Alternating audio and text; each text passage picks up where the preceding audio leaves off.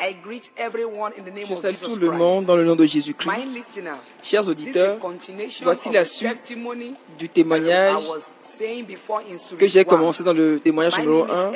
Je m'appelle évangéliste Fumilayo Adebayo. Je vous ai dit dans le message numéro 1 que je vous dirai beaucoup de choses concernant les mèches, les boucles d'oreilles, le défrisage et la dépigmentation de la peau.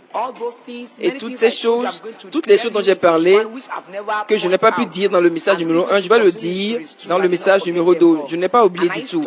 Et j'avais arrêté le message numéro 1 au niveau où je vous parlais du rapport annuel dans le royaume des ténèbres, là où je vous ai parlé de l'ordinateur. Et s'il y a du temps, s'il y a la chance dans ce message, je vais en parler. Mais si, dans le cas échéant, j'en parlerai dans le message numéro 3. Et comme je me suis arrêté au message numéro 1, je vous parlais du rapport à la réunion annuelle dans le royaume des ténèbres. Lorsqu'ils ont envoyé les astrologues pour faire les recherches, pour savoir celui qui a créé ce problème, ils sont allés, ils ont fait des recherches. Et dans leurs recherches, ils ont découvert que la barrière a été brisée dans le continent africain et spécialement au Nigeria. Et quand j'ai découvert que c'était au Nigeria, alors le diable leur a commandé d'aller et de vérifier, de chercher qui est cette personne qui a brisé la barrière, qui a créé le problème. Et quand ils ont fait leur rapport m'a fait peur. Ils sont venus avec le rapport et ils ont donné le nom de la personne qui a brisé la barrière. Lorsque moi j'étais en Californie, le monsieur s'appelait Apôtre Babalola. C'est celui qui a créé l'église qu'on appelait Christ Apostolic Church. C'est le monsieur que j'avais jugé dans notre royaume quand il était en Californie.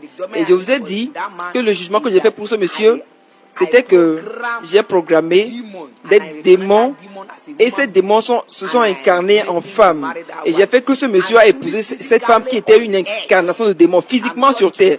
Excusez-moi de le dire, ces gens-là, qui sont membres de cette église, qui connaissent bien l'histoire de l'église, ils ont su que la femme que ce monsieur a épousé ne s'est pas repentie jusqu'à ce qu'elle ne meure. Ce n'est pas qu'elle ne s'est pas repentie, même si elle se repentait, Dieu n'allait pas l'accepter parce qu'elle était une réincarnation de démons. Donc si vous connaissez bien l'histoire de cette église, vous saurez que je ne mens pas.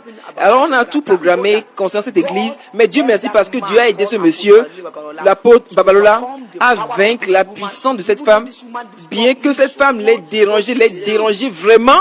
Mais ce monsieur a pu arriver au ciel. Gloire soit rendue à Dieu. Et je prie que cette église, la main puissante de Dieu soit sur l'église et détruise toute autre chose qui reste encore. Tout ce que le diable a planté dans cette église afin que l'église vive et continue dans le nom de Jésus. Et comme je le disais, c'était le cas de ce monsieur qui est venu. On dit c'est ce monsieur qui a brisé la barrière qui empêchait les gens d'arriver au ciel. Et Satan a dit, comment est-ce qu'une seule personne puisse briser toute notre barrière? Est-ce qu'elle est tellement puissante? Ou bien c'est son message qui est puissant? Ou bien c'est ses membres qui sont puissants? Alors les astrologues ont dit, ce n'est pas le message qui est puissant, ce n'est pas l'onction non plus, mais ce monsieur a donné un ordre dans l'église. Il a dit, tous les membres de l'église, personne ne doit utiliser bijoux, l'or, il ne doit pas du tout utiliser de bijoux. Et alors, ils ont dit, comment est-ce que cela peut affecter le royaume des cieux? Alors j'ai levé la main à la réunion parce que j'avais déjà rencontré cette affaire-là déjà. Alors j'avais l'expérience de la chose. Et dans cette réunion, quand vous voulez parler, quand vous levez la main, avant même de parler, il y a un écran qui va apparaître. Et pendant que vous parlez, quoi que vous dites, ça va apparaître sur l'écran comme si on regardait un film. Alors si vous prononcez un simple petit mensonge, l'écran va devenir blanc. Et quand l'écran devient blanc, c'est que toi tu mens. Et là, on va te punir. Alors, personne ne peut venir là-bas et dire des mensonges. Alors j'ai levé la main, j'ai dit, c'est possible, ça peut être vrai parce que j'ai rencontré des choses déjà comme cela quand j'ai visité les démons internationaux à la porte du ciel. Ils m'ont permis alors de parler. Il y avait un jour, j'allais en enfer, alors pour chercher un dossier. Parce que selon ma position, j'ai été promu à un niveau supérieur, je pouvais aller en enfer comme je voulais. Pendant que j'étais dans le royaume des ténèbres, j'allais en enfer. Ça ne me brûlait pas. Je ne savais pas que l'enfer était chaud. Je ne savais pas qu'on me trompait. Jusqu'au jour où j'ai rencontré Jésus, quand Christ lui-même m'a rencontré, et a détruit toutes les puissances dans mon corps. C'est alors que j'ai su que l'enfer était chaud. Dans d'autres messages, lorsque je parlerai de ma rencontre avec Jésus ou avec le Saint-Esprit, alors vous saurez encore plus de cette affaire-là. Alors, j'allais en enfer, alors pour chercher un dossier. Maintenant, en cherchant, pointant quelqu'un à tuer, parce que selon notre niveau, on ne tue pas les gens n'importe comment. On va dans son dossier en enfer parce que tout être humain sur terre, votre nom est en enfer, que vous le croyez ou pas. Alors, le jour de votre naissance, le jour de votre nomination, 2 anges vont apparaître. Il y a un ange qui vient de l'enfer et le deuxième ange vient du ciel. Alors, le jour de votre nomination, lorsqu'ils vont mentionner votre nom, on va dire, cet enfant s'appelle Jean ou bien Daniel. Et s'ils donnent le nom de ta mère ou bien le nom de ton père, et si ton nom est attaché d'une manière ou d'une autre à une idole, l'ange qui est venu du ciel va disparaître. Il ne va pas écrire ton nom, parce qu'il ne peut pas écrire ton nom, parce qu'avant qu'il écrive ton nom, on doit ajouter le nom de ton papa ou de ta maman. Va lire ta parole, la parole de Dieu, tu verras que chaque fois que Dieu appelle quelqu'un, Dieu appelle la personne, on va dire telle personne, le fils de telle personne. Quand tu lis bien la Bible, tu vas voir cela.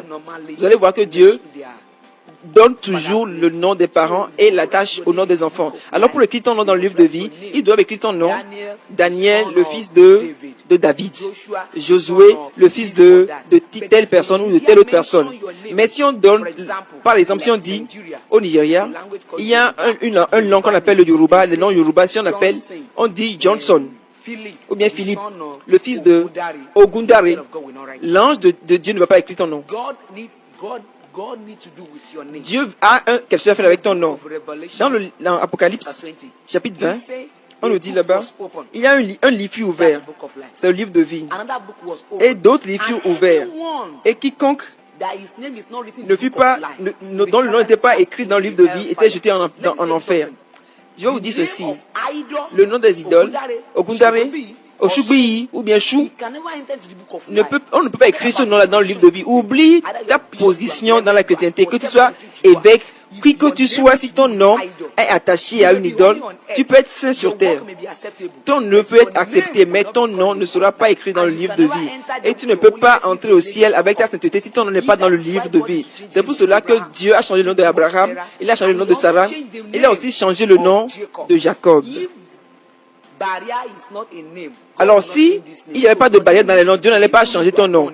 Alors, si tu es né de nouveau, ton nom doit changer. Il faut porter des noms avec Dieu. Ne portez pas des noms qui ont une attache avec des idoles, avec le diable. Vous savez, si vous, qui portez mon nom, vous pouvez changer, vous pouvez vous humilier. La Bible nous a parlé de ça.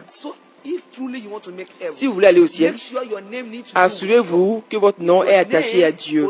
Si votre nom est lié à une idole, ça veut dire que tu appartiens à cette idole-là. Donc, notez cela et corrigez vos noms. Si vous voulez attaquer les gens, vous voulez les tuer dans le royaume des ténèbres, on prend ce nom.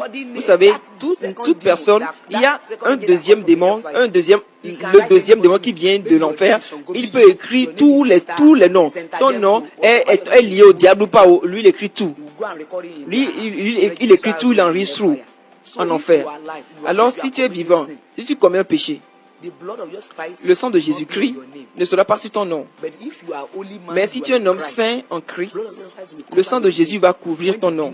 Et quand les démons viennent pour toucher ton nom, le nom sera invisible. Ils ne pourront pas voir le nom là. Mais quand tu pêches et que tu rétrogrades, le sang de Dieu va disparaître et ton nom va apparaître. Et quand ton nom apparaît, quand tu vas là-bas, tu peux rapidement taper cette personne-là et cette personne va mourir avant qu'elle ne se repente. On ne permet pas à cette personne de se repentir. Et quand on arrive là-bas, vous allez voir qu'il y a un nom et le sang qui couvre le sang de la personne. Quel que soit notre programme sur cette personne, on ne pourra pas tuer cette personne en ce moment-là, jusqu'à ce que cette personne commette un péché, avant qu'on ne tue cette personne. Sinon, si tu le tues, sans nettoyer le sang de Jésus-Christ, cette personne va aller au ciel. Et on perdra un candidat pour aller en enfer. Et on ne sera puni parce qu'on a perdu celui-là. Donc dans notre royaume, nous on ne tue pas les gens. Nous on détruit les gens, on les amène en enfer. C'est ça notre but. Alors c'est ce que j'allais faire en enfer ce jour-là. Je voulais voir un nom. Et j'ai décidé de faire un corner, d'aller voir les démons internationaux pour les saluer dans leur position. Pendant que je parlais avec eux, j'ai écouté un bruit. un grand bruit, un bruit de joie. J'ai dit, ça c'est quel bruit ça? On m'a dit, oh, ça vient du palais du grand Dieu Tout-Puissant. J'ai dit, qu'est-ce qui se passe là-bas? Ils ont dit, il y a un visiteur. Et ils ont dit, chaque fois qu'il y a un visiteur, ils se réjouissent. Et c'est de là que vient le bruit. Et ça m'a rendu perplexe, ça m'a fait mal. J'ai dit, Et tous les pièges qu'on a mis dans ce monde, quelqu'un a pu traverser les pièges d'aller au ciel parce que tout sur terre, on a tout pollué sur terre. Et on sait que ce n'est pas facile d'aller au ciel. Et ça m'a dérangé. Et j'ai attendu, j'ai voulu voir cette personne-là, comment cette personne va entrer là-bas par la porte du ciel. Et quand j'allais là-bas, j'attendais, la personne s'approchait. Et lorsque la personne arrivait à la porte, on a vu que c'était une femme. Et parce que vous savez, c'est facile aux hommes d'aller au ciel. Mais les femmes sont rares au ciel. Je me rappelais, quand Jésus-Christ m'a amené au ciel, quand il m'a rencontré, quand Jésus m'a amené au ciel, quand il m'a amené, j'ai découvert qu'il y avait plus d'hommes que de femmes. Mais dans les églises sur terre, il y a plus de femmes. Mais au ciel, les femmes sont rares parce que, à cause de ce que le diable a prévu et programmé pour elles. Je parlerai de ça après. Ce qui fait que les femmes n'arrivent pas à aller au ciel en grand nombre. Donc, dans ce cas, on a commencé par regarder la femme.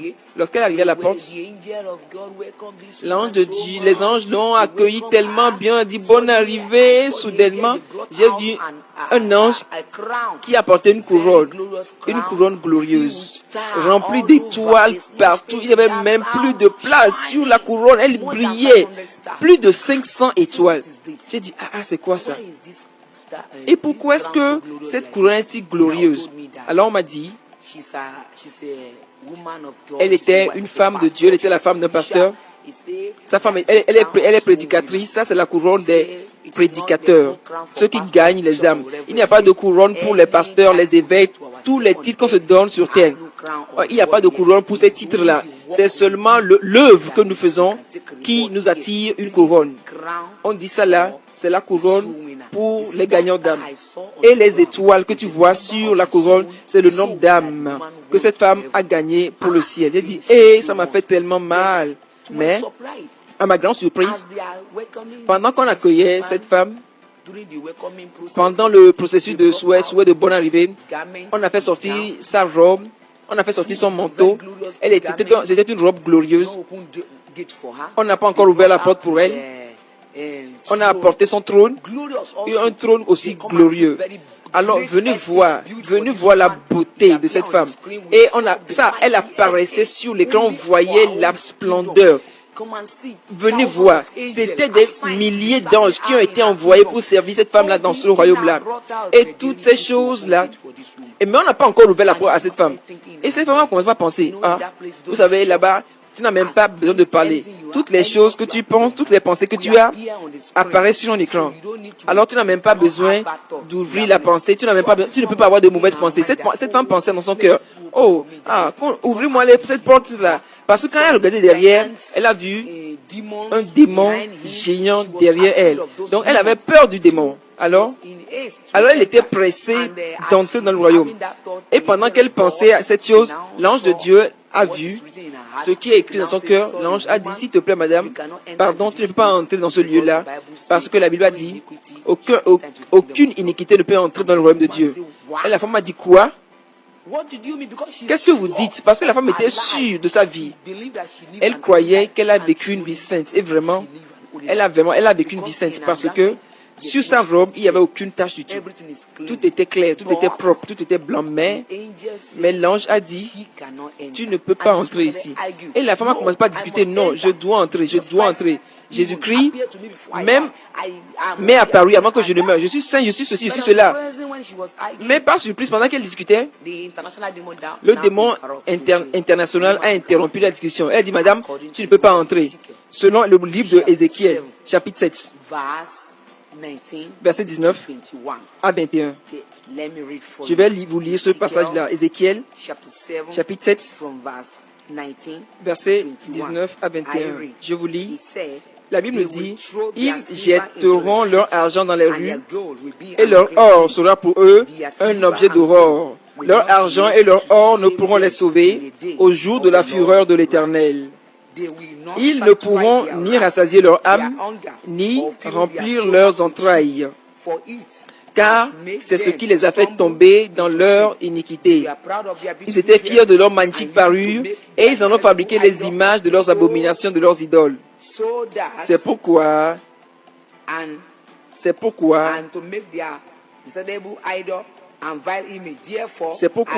je la rendrai pour eux un objet d'aurore. Je la donnerai en pillage aux mains des étrangers et comme butin aux impies de la terre, afin qu'ils la profanent. Pouvez-vous voir ceci? Ça, c'est le passage qu'ils ont donné à cette femme. Vous pouvez ne pas encore comprendre ce passage-là. Et pendant qu'on a donné à cette femme ce passage en même temps, cette femme s'est rappelée qu'on parlait des bijoux. Et cette femme a touché à sa tête. Elle avait une petite boucle d'oreille. Elle croyait que quand tu t'habilles d'une manière décente, ce n'est pas un péché. C'est ce qu'elle a cru, selon l'épître de Pierre. Alors, elle a cru, mais elle avait une petite boucle d'oreille dans l'oreille. On lui a dit, cette petite, tu ne peux entrer au ciel. Avant qu'elle ne commence pas à dire, pardon, je ne savais pas, avant qu'elle ne commence pas à donner des explications en même temps, il y avait une puissance qui est venue de on ne sait pas où, et cette puissance a fait tourner cette femme. Cette femme a fait dos au ciel et a fait face à l'enfer. Et cette force a fait courir cette dame d'une manière sérieuse. Vous savez, pour aller en enfer, on ne marche pas comme un roi. Ou ne pensez pas que quelqu'un va vous envoyer en enfer. Vous allez courir avec vos pieds, avec vitesse. Et cette femme n'a même pas crié Jésus. Elle criait Jésus. Et pendant qu'elle criait Jésus, c'est comme cela qu'elle est entrée en enfer avec le nom de Jésus dans la bouche. Écoutez, si vous êtes dans l'église, on vous dit de crier le nom de Jésus, vous ne voulez pas crier le nom de Jésus, ne t'en fais pas. Si tu continues dans ton péché, tu vas crier le nom de Jésus pour l'éternité en enfer et il n'y aura personne pour te sauver. C'est lorsque tu es encore vivant que tu peux crier, invoquer Jésus pour le salut. Alors s'il vous plaît, quoique la Bible, toutes les choses que la Bible dit, ça c'est mauvais, acceptez cela comme ça. Cette femme est allée en enfer parce que, à cause de l'ignorance, elle ne savait pas que Dieu était contre les habillements, les chaînes, les boucles d'oreilles. Elle ne savait pas. Elle a juste suivi toutes les autres choses dans la Bible. Ne fais pas ceci, ne fais pas cela. Elle a obéi. Mais cette petite chose-là, elle n'a pas cru. Elle ne savait pas que Dieu n'aimait pas ça. Elle ne croyait pas ça. Et si tu es là me demandant, où est-ce que Dieu a écrit dans la Bible qu'on ne doit pas porter des boucles d'oreilles ou bien les chaînes? Je vais vous le prouver maintenant. Je vais commencer par ceci. Savez-vous, les bijoux, tous les ornements que nous mettons, Dieu n'a pas créé ces choses pour la mode. Savez-vous, depuis le début, au commencement, Dieu n'a pas créé le ciment pour nous comme un matériau de construction. Avant que Dieu ne maudisse la terre, avant que Dieu ne maudisse Adam et Ève, lorsque Dieu créait l'homme, Dieu nous a créés. Dieu nous a créés immortels. On ne va pas mourir. Nous avions l'immortalité. On ne va pas mourir, mais depuis qu'on a commis le péché, on est devenu des hommes mortels. Il était possible que nous mourions. C'est lorsque Dieu nous a maudit, que Dieu a maudit la terre. Avant que Dieu ne nous maudisse, parce qu'il nous avait créé pour que nous vivions éternellement. Il avait créé des matériaux de construction sous le sol qu'on devait utiliser pour construire nos maisons et dans lesquelles nous vivions pour toujours. C'est comme ça que Dieu a créé l'or. L'or a été créé comme un matériau de construction. Vous voyez, dans le royaume des ténèbres, ils connaissent l'idéologie du monde parce qu'ils étaient là quand Dieu créait tout. Ils savaient sur pourquoi Dieu avait créé ceci et cela. Parce qu'ils étaient là. C'était en leur présence que Dieu a tout créé. Donc ils savaient que l'or a été créé comme un matériau de construction afin que ça puisse construire une maison qui ne va pas se casser, qui ne va pas s'effondrer. Et lorsque Dieu a maudit la terre, c'est quand Dieu a maudit la terre, que tous les démons, ils savaient qu'ils étaient sous la colère de Dieu. Ils savaient que la présence de Dieu elle les a quittés, la gloire de Dieu les a quittés. Alors rapidement, ils sont descendus. Et tous les trésors que Dieu a créés pour nous, ils sont partis, ils ont pris tous ces trésors et ils les ont mis sous la terre. Vous allez voir que c'est pour cela que avant que vous n'ayez de l'or, avant que vous n'ayez du pétrole, avant que vous n'ayez, ces ingénieurs vont aller voir ces démons-là, discuter avec eux. Vous savez, l'or, c'est une matière de construction. Il n'y a pas de ciment au commencement. C'est lorsqu'ils ont tout ramassé, toutes ces choses, ils ont remplacé ces choses par le ciment. Et quand nous utilisons le ciment pour construire nos maisons, 100 ans après, la maison s'effondre, il y a des fissures à gauche et à droite. Alors l'or, au commencement, Dieu l'avait créé comme un matériau de construction. Ce n'était pas pour la mode, ou bien pour les choses pour lesquelles on les utilise maintenant. Ça, c'est l'idée des démons qui a fait qu'on utilise l'or comme on le fait aujourd'hui. Je viens. Avant, les Israélites, ils utilisaient leurs bijoux pour fabriquer des idoles. Vous savez, je vais vous retourner au temps de Jacob. Lorsque vous lisez Genèse chapitre 5, quand Dieu a appelé Jacob à venir avec sa famille, à rencontrer Dieu, Genèse chapitre 5, je vous lis à partir du verset 1. Dieu dit à Jacob, lève-toi, monte à Bethel et demeure-y. Là tu dresseras un autel au Dieu qui t'apparut lorsque tu fuyais Ésaü, ton frère. Jacob dit à sa maison et à tous ceux qui étaient avec lui, ôtez les dieux étrangers qui sont au milieu de vous, purifiez-vous et changez de vêtements. Nous nous lèverons et nous monterons à Bethel. Là, je dresserai un autel au Dieu qui m'a exaucé dans le jour de ma détresse et qui a été avec moi pendant le voyage que j'ai fait. Verset 4. Ils donnèrent à Jacob tous les dieux étrangers qui étaient entre leurs mains et les anneaux qui étaient à leurs oreilles. Jacob les enfuit sous le térébinthe qui est près de Sichem. Voici la question. Jacob ne leur a pas dit d'enlever leur boucle d'oreille. Il leur a juste dit tout ce qui n'est pas pur, tout ce qui n'est pas saint, enlevez cela, vos idoles. Physiquement, les idoles. Toutes choses impures. Mais à ma grande surprise, ils ont même enlevé les anneaux qui étaient à leurs oreilles. Est-ce que les oreilles sont une chose impure? Répondez vous-même. Pour que ces personnes enlèvent leur boucle d'oreille avant d'apparaître devant Dieu, alors comprenez quelque chose à cela. Numéro 2. Quand vous lisez Exode 32, vous allez voir là où Dieu a parlé de leur erreur. Lorsque Dieu les avait sortis d'Égypte, Dieu leur a dit, dans Exode chapitre 12, vous allez voir là-bas, là où Dieu leur a demandé de demander aux Égyptiens toutes les choses qu'ils voulaient. Et ils ont eu la faveur aux yeux des Égyptiens. Les Égyptiens leur ont donné de l'argent, de l'or, ils ont tout ramassé. Alors Dieu leur a dit, prenez toutes ces choses. Parce que Dieu avait en pensée, lorsqu'ils seront dans leur terre promise, sur laquelle Dieu les amenait, ils vont utiliser cela comme un matériau de construction pour le temple de Dieu. C'est pour cela que Dieu leur a demandé de prendre ces choses. Dieu ne leur avait pas demandé de prendre ces choses pour en faire une idole ou pour en faire de la mode. Ça, c'était l'objectif de Dieu. En leur permettant de prendre toutes ces choses auprès des Égyptiens afin qu'ils puissent convertir ces choses en matériaux de construction. Donc, lorsqu'ils ont pris toutes ces choses, ils sont allés dans le désert et ils en ont fait une idole. Je vais vous lire cela. Exode chapitre 32, à partir du verset 3. Et tous ôtèrent les anneaux d'or qui étaient à leurs oreilles et ils les apportèrent à Aaron. Il les reçut de leurs mains, jeta l'or dans un moule et fit un veau en fonte. Et ils dirent, Israël, voici ton Dieu qui t'a fait sortir du pays d'Égypte. Pouvez-vous voir cela?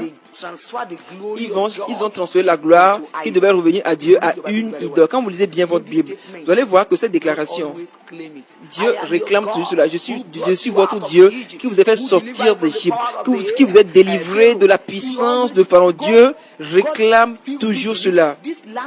Ce langage-là, Dieu aime tellement cela. Ça, c'est la puissance, ça, c'est la déclaration que Dieu donne toujours sur les Israélites. Imaginez que cette chose sur laquelle Dieu a mis son nom, Dieu a touché Pharaon afin que Dieu puisse proclamer sa puissance dans tout le monde entier. Maintenant, cela, toute la gloire qui devait revenir à Dieu, il la donne à une idole ordinaire. C'est pour cela que la colère de Dieu s'est levée en ce temps-là. Et Dieu a dit que ce que vous avez utilisé, cette chose, ce que vous avez utilisé pour construire ce veau d'or, je ne veux plus vous voir ces choses-là sur vous. Et c'est pourquoi Dieu a dit, vous êtes le temple du Saint-Esprit. Chaque fois qu'on parle de ces choses, c'est toujours un démon qui est attaché à cela. Tout ce qui ne doit pas être sur votre corps. Les gens disent, oh, Dieu ne s'occupe pas de notre corps, c'est seulement de notre âme. C'est faux. Dieu est intéressé par ton âme, ton corps. Quand tu lis Romains 12, tu vas voir là-bas. Je vous exhorte, frères, par les compassions de Christ, à offrir vos corps comme un sacrifice vivant. Un sacrifice vivant. Dieu n'a pas dit votre cœur ou votre âme. Il a parlé de votre corps. Si Dieu voulait parler de cœur, il allait dire cœur. Si Dieu voulait parler de corps, il va dire corps. Et dans Ézéchiel, chapitre 36, quand vous lisez le verset 26, je vous donnerai un nouveau cœur. Je vous donnerai un nouvel esprit. Il n'a pas parlé de corps là-bas. Mais dans Romains 12, verset 1, la Bible a dit, je vous exhorte, frères, à offrir vos corps comme un sacrifice vivant au Seigneur. Donc ne permets à aucun prédicateur de vous tromper. Ne permets à personne de te dire que Dieu lui s'occupe seulement de l'âme. Le corps c'est pas le problème de Dieu. Non, non, non. Aussi bien ton corps que ton âme, ton esprit appartiennent à Dieu. Tu dois consacrer tout à Dieu d'une manière totale et complète. C'est pour cela que dans ce lieu, ils devaient enlever leurs bijoux pour faire leurs idoles. Et depuis ce jour, Dieu a dit aux Israélites, vous ne devez plus appeler bijoux. Vous ne devez plus rien mettre appelé bijoux sur votre corps. Chaque fois que Dieu voulait les visiter, ou bien voulait marcher avec eux, quand Dieu voit les bijoux sur eux, il est toujours fâché. Vous pouvez dire là-bas, tout ce que tu dis là, c'est des histoires. Jusqu'à ce que tu me montres là où Dieu a demandé aux Israélites de faire cela. Va dans Exode 32, je vais vous lire verset 1. Exode chapitre 32, verset 1. Le peuple, voyant que Moïse allait dans de la montagne, s'assembla autour d'Aaron et lui dit, allons, fais-nous un Dieu qui marche devant nous, car ce Moïse, cet homme qui nous a fait sortir du pays d'Égypte, nous savons ce qu'il est devenu. Verset 2.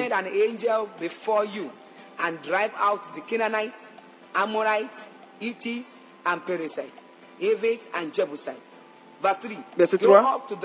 Va sur la terre, là où coule le lait le mien, mais je ne marcherai pas avec vous parce que vous êtes un peuple au cou roide. Rappelez-vous, avant que Dieu les appelle un peuple au cou roide, ça veut dire qu'il les a avertis plusieurs fois sur quelque chose qu'il voulait dire. Parce que vous êtes un peuple au cou roide et je vous détruirai sur le chemin. Lorsqu'ils ont écouté ces paroles, ils ont commencé par murmurer. Et personne n'a mis ses ornements. Écoutez,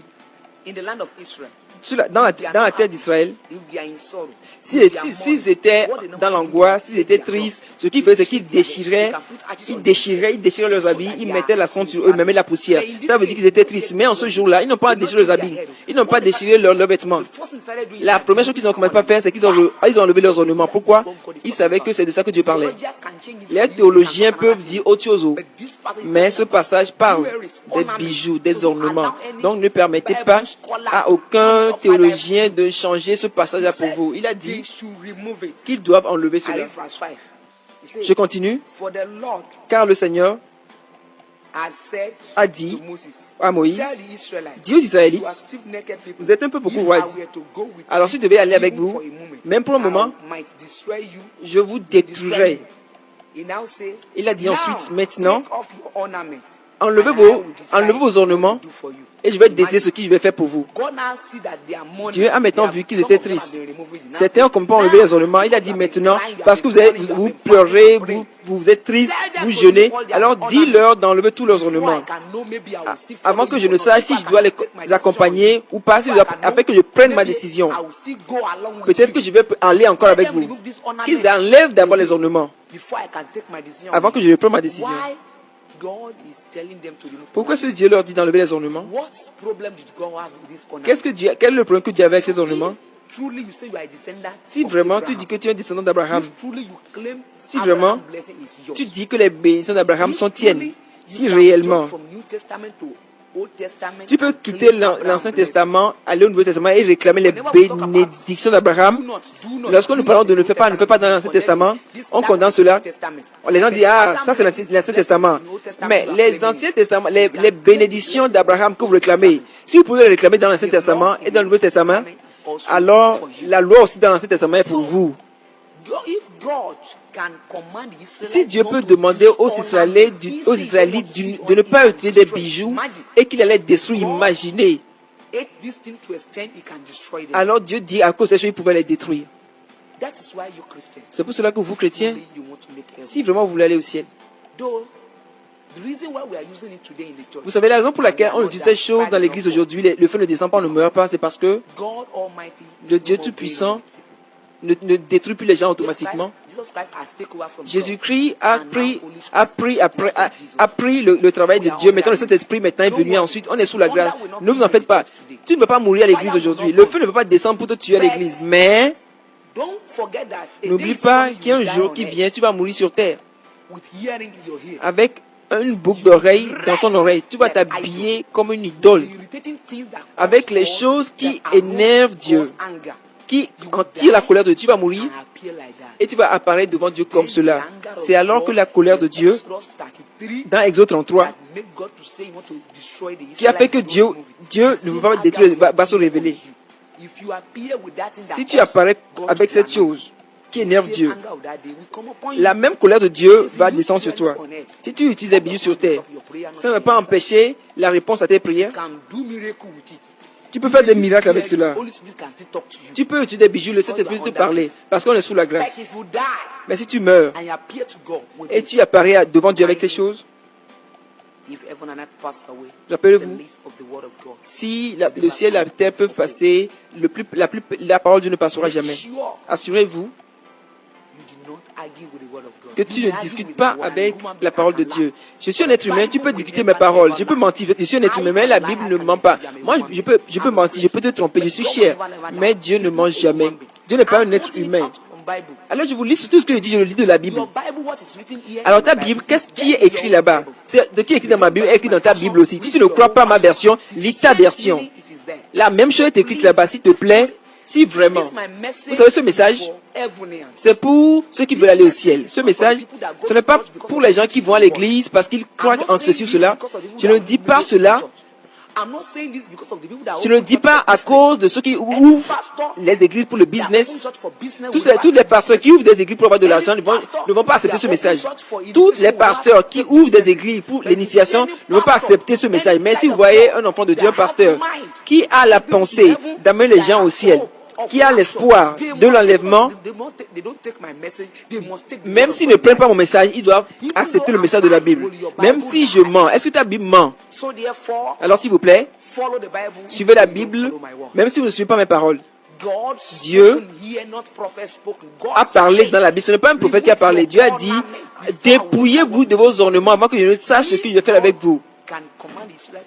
Alors si Dieu peut commander à ses enfants d'enlever leurs ornements, et toi alors, n'es-tu pas fils d'Abraham? Abraham n'est-il pas le père des Israélites? Si vraiment vous êtes de la même descendance, la même parole de Dieu vient à toi aujourd'hui.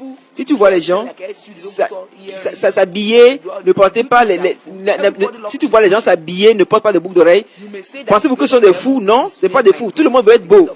Tout le monde veut être belle. Les gens disent oui, la porte du ciel est faite d'or. Les rues au ciel, c'est de l'or. Oui, c'est pour cela que l'or a été créé. D'accord? Le ciel, l'or au ciel n'a pas été utilisé pour faire des idoles, mais l'or sur terre a été souillé. L'or sur terre a été souillé, a été taché par le diable. D'accord? La seule moyen d'utiliser l'or et qui va plaire à Dieu, c'est d'utiliser l'or pour ce pourquoi Dieu l'a créé. C'est pour cela Dieu a demandé à Salomon de construire le temple de Dieu avec de l'or, avec plusieurs types d'or.